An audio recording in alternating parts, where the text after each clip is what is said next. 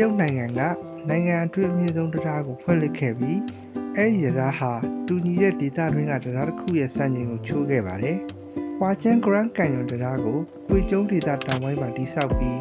မြင့်တဲ့ရှုံမြောင်အပေါ်ကနေအောင်မြင်စွာကျော်ဖြတ်ဆောက်လုပ်ခဲ့ပြီးပေ2050အမြင့်ရှိပါတယ်။ကြီးစုသူပေးတံများအားလုံးအတွက်ဘူဒ္ဓဖြစ်ပွဲစိတ်ဝင်စားဖွယ်အကြောင်းအရာများတင်ဆက်ပေးသွားမှာမို့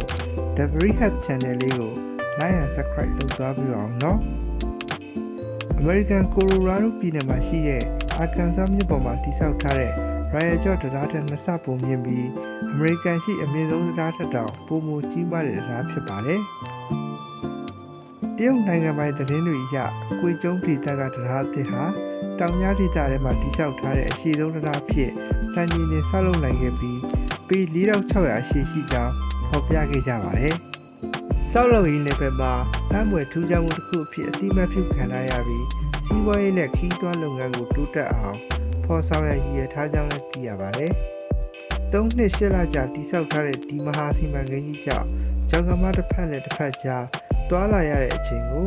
2နာရီကနေ2မိနစ်ထိလျှော့ချပေးနိုင်တယ်လို့တာဝန်ရှိသူတွေကဆိုပါတယ်။တရားမှာညံနှုံးမြင့်ပြီးပန်းသားများဖြစ်ပြုလုပ်ထားတဲ့အဆင့်မြင့်ဓာတ်လေကားဟာခီးသွွားတွေကိုမြင့်ရဲ့အမြင့်ပေ2600မှာရှိတဲ့ကော်ဖီဆိုင်ကိုပို့ဆောင်ပေးနိုင်မှာလည်းဖြစ်ပါတယ်။အဲ့ဒီပြင်ဘန်ဂီချမ်ပင်းခေါ်အမြင့်ပေ1900ရှိတဲ့ဖောက်ကြည့်ပန်ရှောင်းလမ်းမှာလည်းလမ်းလျှောက်နိုင်ပါသေးတယ်။လူဦးရေတန်း40ခန့်နေထိုင်တဲ့ကွေကျုံဒေသဟာ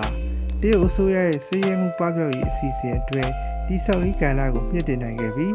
ယခုအချိန်မှာတိဆောက်ပြီးနဲ့တိဆောက်နေတဲ့တရားပေါင်း3200ကျော်ရှိပြီဖြစ်ပါတယ်။ဒါဟာ1980ခုနှစ်အချိန်ကတရား2900ခန့်ပဲရှိခဲ့တာနဲ့နှိုင်းယှဉ်ရင်တဖြည်းဖြည်းအံ့ဖွယ်တိုးတက်မှုဖြစ်သတ်မှတ်နိုင်ပါတယ်။